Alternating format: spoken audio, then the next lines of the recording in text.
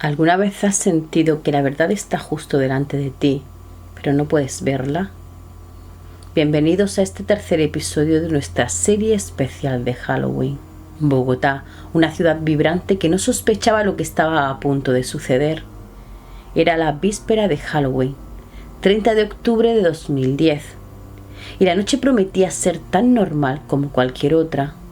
Los jóvenes llenaban las calles, disfrazados y alegres, mientras la discoteca Penthouse, en el corazón de la ciudad, una fiesta se desbordaba con música y risas.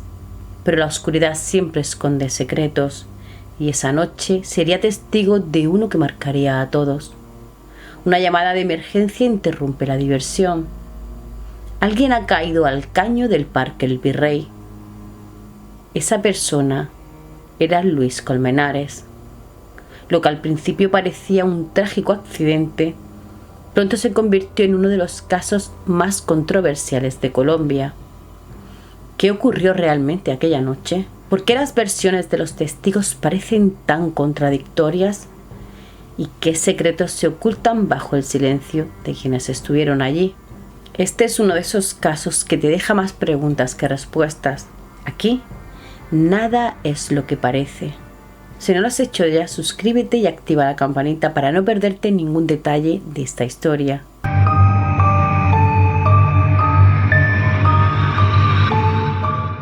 Luis Andrés Colmenares nació el 23 de mayo de 1990 en Villanueva, La Guajira.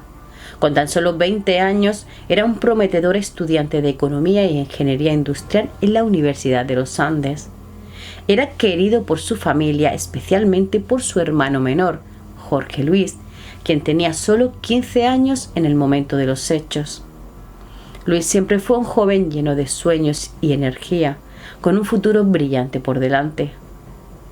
La noche del 30 de octubre de 2010, Luis salió de casa en el barrio El Quirinal de Bogotá, emocionado por la fiesta de Halloween. Vestido con su disfraz, su compañera de universidad, Laura Moreno, lo recogió. Aunque aún no eran oficialmente novios, su relación estaba comenzando a florecer tras el final de Laura con su exnovio Carlos Cárdenas. Junto a otros amigos llegaron a la discoteca Penthouse, donde la noche prometía diversión y risas.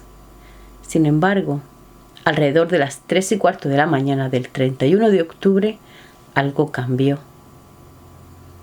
El grupo decidió abandonar la fiesta, y Luis, ansioso y con hambre, se alejó caminando mientras Laura y Jessy Quintero lo seguían. Se dirigieron a un local cercano para comer, mientras el resto del grupo esperaba en el ballet parking para recoger la camioneta de Laura. Luis recibió una llamada que contestó en inglés. Algo en su expresión cambió. De repente comenzó a correr hacia el Parque El Virrey, situado a tan solo 10 minutos de distancia.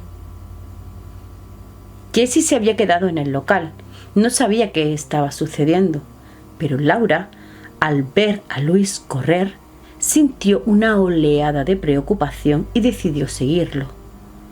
Con cada paso que daba, la angustia crecía. Laura intentó detenerlo, llamándolo, pero Luis seguía corriendo como si algo lo impulsara.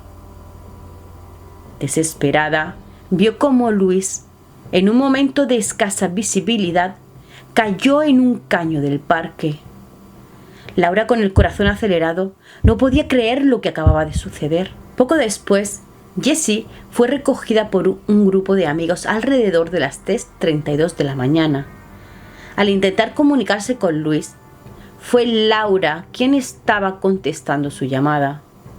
Su voz estaba cargada de pánico mientras explicaba que Luis había caído al canal y que no podía verlo. La desesperación era palpable y le pasó su ubicación. En un lapso de 7 minutos, el grupo llegó al lugar, pero la escena que encontraron era desoladora. Al llegar al Parque El Virrey, comenzaron a buscar a Luis por los alrededores, pero no había ni rastro de él. La ansiedad se transformó en miedo. A las 4:42 de la mañana, decidieron llamar al número de emergencias para informar que alguien había caído al caño. El Cuerpo de Bomberos de Bogotá respondió al llamado 5 minutos después, pero la primera brigada que llegó no pudo encontrar al joven. 2 bomberos descendieron, linternas en mano iluminando el área, pero Luis seguía sin aparecer. La incertidumbre aumentaba.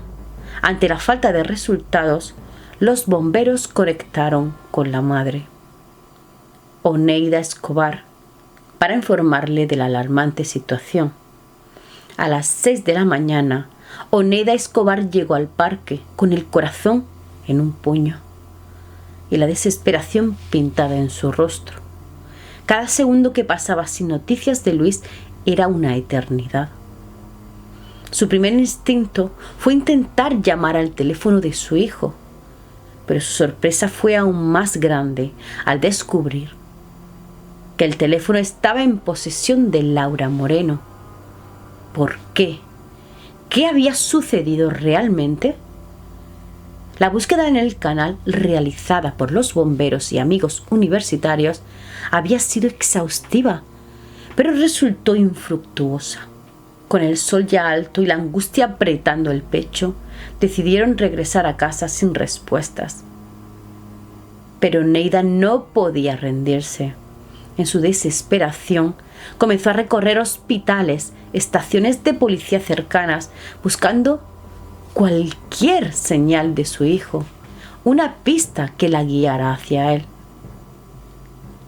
La mañana avanzaba sin noticias y el hermano de Luis, con el corazón roto, publicó un mensaje en Facebook sobre su desaparición.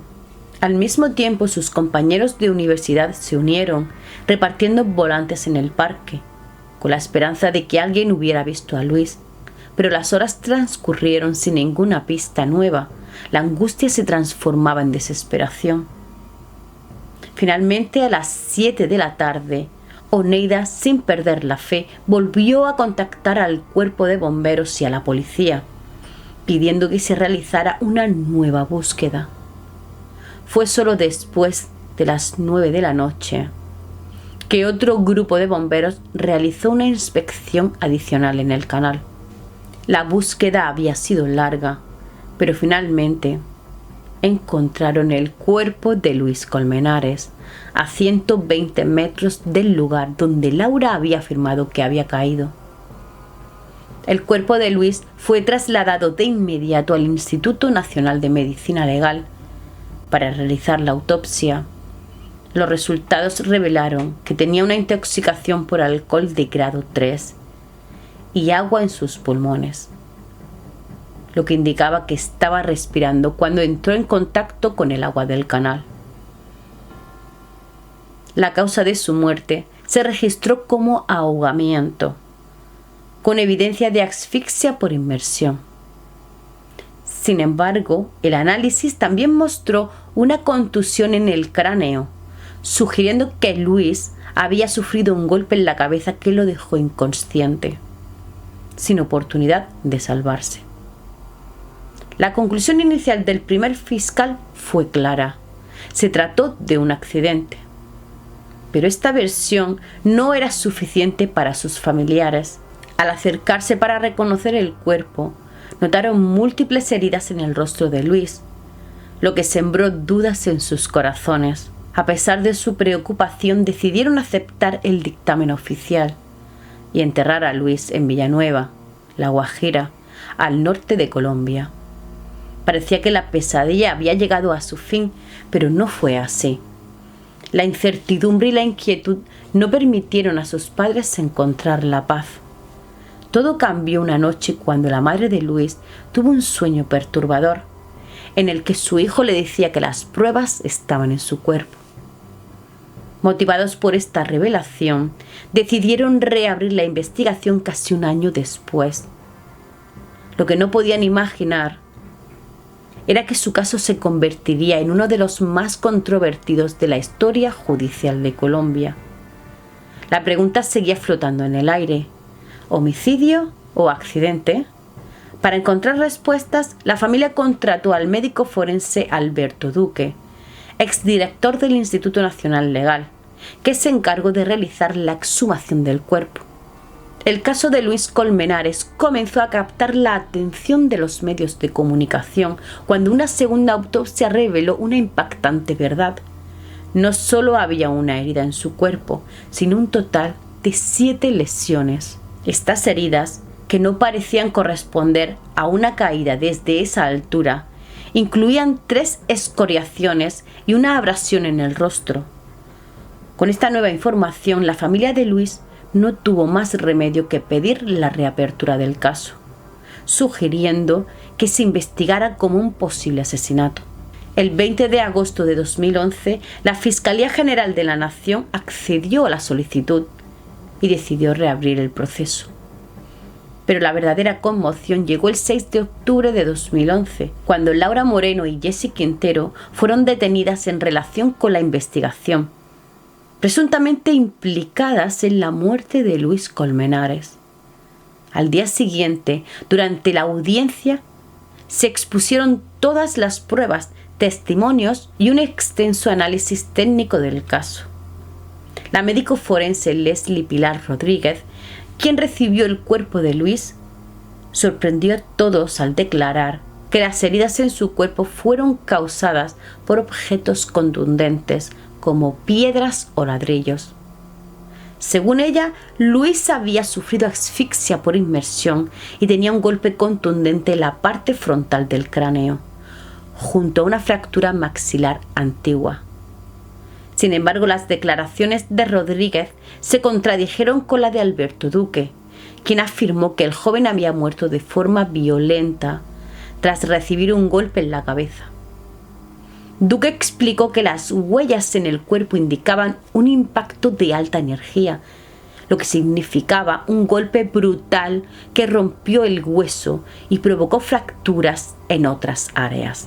Resaltó que las lesiones en el rostro eran en puntos anatómicamente alejados, sugiriendo que no se trató de un solo golpe, sino de múltiples impactos en diferentes momentos. Con cada nuevo testimonio, el misterio de la muerte de Luis Colmenares se volvía más intrigante. Alberto Duque, el médico forense, destacó que la caída al canal no superaba los 2 metros de altura, lo que hacía imposible que tantas fracturas pudieran haber sido causadas por un impacto de esa magnitud. Para que se produjeran lesiones similares, se requeriría una velocidad de al menos 80 km por hora, algo totalmente inalcanzable en un simple tropiezo. Por otro lado, el testimonio de los bomberos fue revelador. Omar Pavón y su compañera Yadira Piamonte confirmaron que, en el momento del incidente, la profundidad del agua en el canal no superaba los 15 a 20 centímetros. En el primer juicio, los bomberos admitieron que nunca entraron al túnel, limitándose a asomarse y tratar de iluminar su interior con linternas. Esto llevó a la jueza a ordenar una reconstrucción de los hechos en el mismo lugar y a la misma hora. Los bomberos, repitiendo el ejercicio, aseguraron que no había nada dentro del túnel. Durante esta inspección se encontraron elementos clave. Primero, el cuerpo de Luis fue hallado en un remanso, un punto donde la ingeniería del canal disminuye la velocidad del agua, lo que explicaba por qué permaneció en ese lugar y no avanzó más. Además, la textura lisa de la base del canal, sumada a la oscuridad y al alto nivel de alcohol en su sangre, dificultó su salida, incluso si hubiera estado consciente. Cada hallazgo parecía contradecir la versión oficial, planteando la pregunta: ¿qué ocurrió realmente aquella noche? ¿Fue un trágico accidente o algo más siniestro? A pesar de las conclusiones iniciales de la jueza, el caso de Luis Colmenares estaba lejos de resolverse. En un segundo juicio, surgieron nuevos testimonios que desafiaron la narración oficial. Los bomberos, defendiendo su actuación, afirmaron que si no habían encontrado el cuerpo en el túnel, fue simplemente porque no estaba allí. Cuando finalmente el cuerpo fue hallado por un segundo grupo de bomberos, se encontraba a 27 metros dentro del canal, cerca de un desnivel de 55 centímetros. La posición del cuerpo era inquietante. estaba en decúbito ventral, sin signos vitales y con rigidez completa. Este fenómeno, que se manifiesta entre 10 y 18 horas después del deceso, planteaba una nueva pregunta. ¿Cómo había llegado allí? La rigidez completa del cuerpo de Luis sugería que no había sido arrastrado por el agua, ya que en un medio líquido, un cuerpo sería esperado en estado de flacidez debido a la hipoxia. Esto indicaba que había sido dejado en ese lugar, posiblemente inconsciente con las vías respiratorias sumergidas. Observando su postura, notamos que sus brazos y manos estaban hacia abajo, lo que contradecía la reacción natural de alguien al caer. Normalmente uno intenta protegerse al caer, pero en este caso la rodilla izquierda estaba flexionada, pero en contra del agua, un detalle que planteaba más dudas sobre lo ocurrido. Cada nuevo hallazgo parecía apuntar a un escenario más complejo y oscuro. ¿Qué le ocurrió realmente a Luis esa noche? ¿Fue simplemente un trágico accidente o había algo más que se estaba ocultando? El análisis del cuerpo de Luis Colmenares reveló hallazgos aún más perturbadores. Se observaron livideces en el dorso del cuerpo, indicativas de la coagulación de la sangre, sugiriendo que estuvo en posición de cúbito dorsal, es decir, boca arriba, durante aproximadamente 12 horas. Sin embargo, al momento de ser encontrado en el canal, el cuerpo estaba en posición de cúbito ventral, es decir, boca abajo. ¿Qué había sucedido realmente?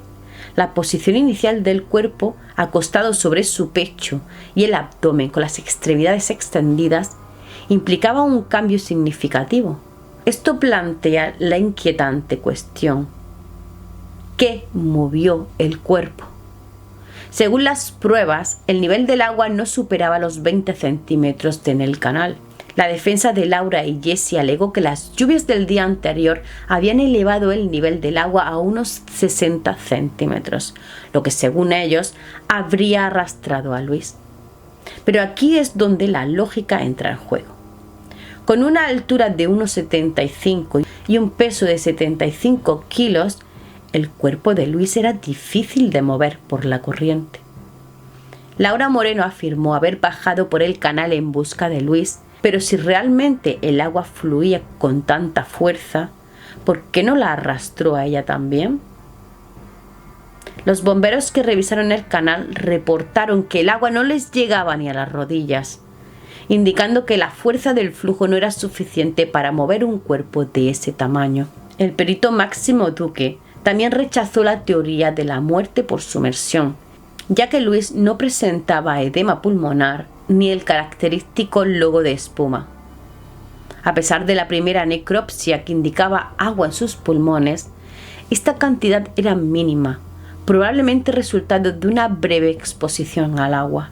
Así, cada hallazgo parecía apuntar hacia un misterio aún más profundo. Las preguntas se multiplicaban. ¿Qué había ocurrido realmente esa noche?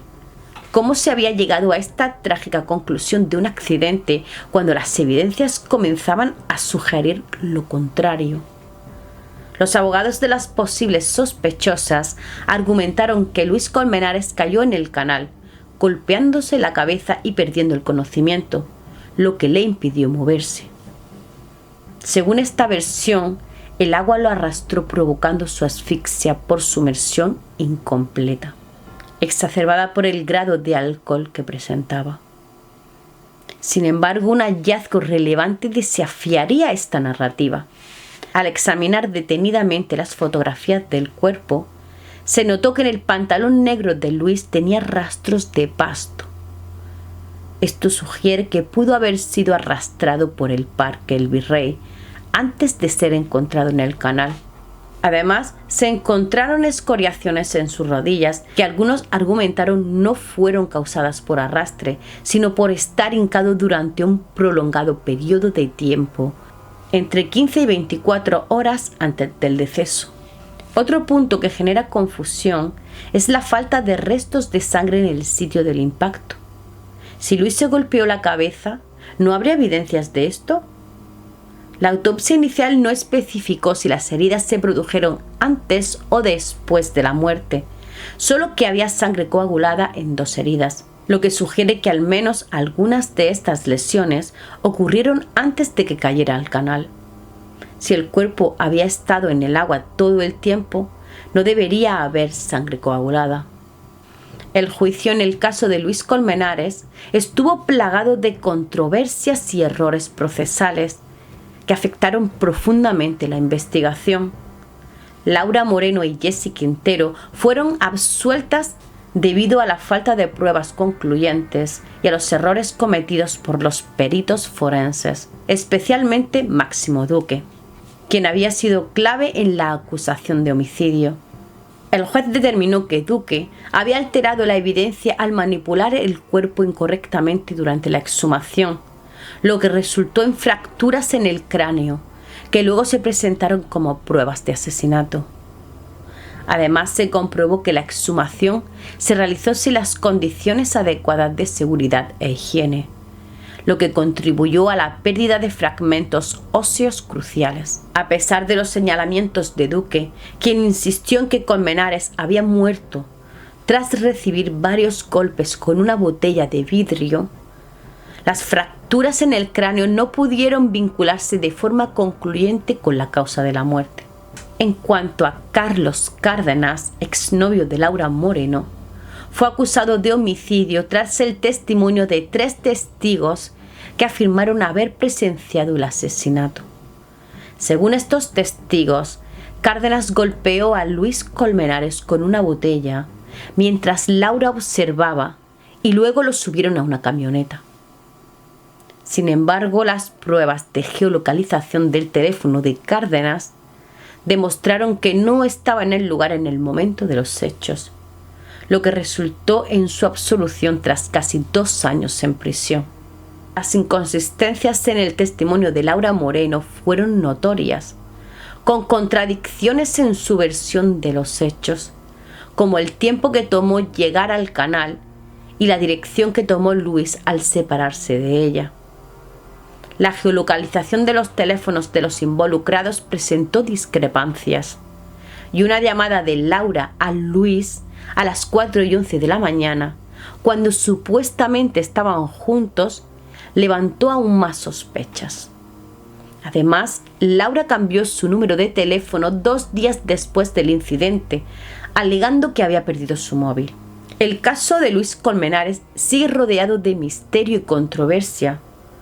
Aunque las principales acusadas fueron absueltas, las numerosas inconsistencias y fallos en el proceso mantienen vivo el debate sobre lo que realmente sucedió aquella noche. La conclusión del caso refleja cómo las contradicciones en testimonios, la falta de pruebas concluyentes y errores en el manejo de la evidencia pueden llevar a desenlaces judiciales complicados. La intervención de testigos falsos, las inconsistencias en las declaraciones de los involucrados y la desaparición de pruebas importantes, como las grabaciones de cámaras de seguridad, contribuyeron a sembrar dudas sobre lo que realmente sucedió.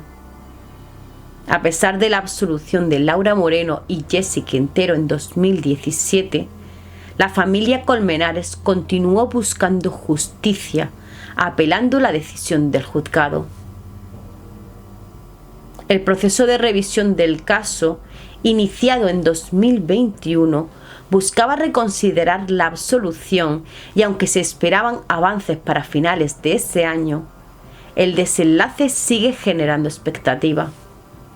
Los testimonios de Wilmer A. Yola, Jonathan Martínez y Jesús Alberto Martínez, quienes proporcionaron testimonios falsos que complicaron aún más la investigación, fueron condenados a prisión por su papel en el encubrimiento o tergiversación de los hechos. Es posible que algún día sepamos toda la verdad, o tal vez algunas respuestas están destinadas a permanecer en la oscuridad. ¿Qué secretos esconde esa noche? ¿Realmente sabemos toda la verdad? Las respuestas podrían estar más cerca de lo que imaginas.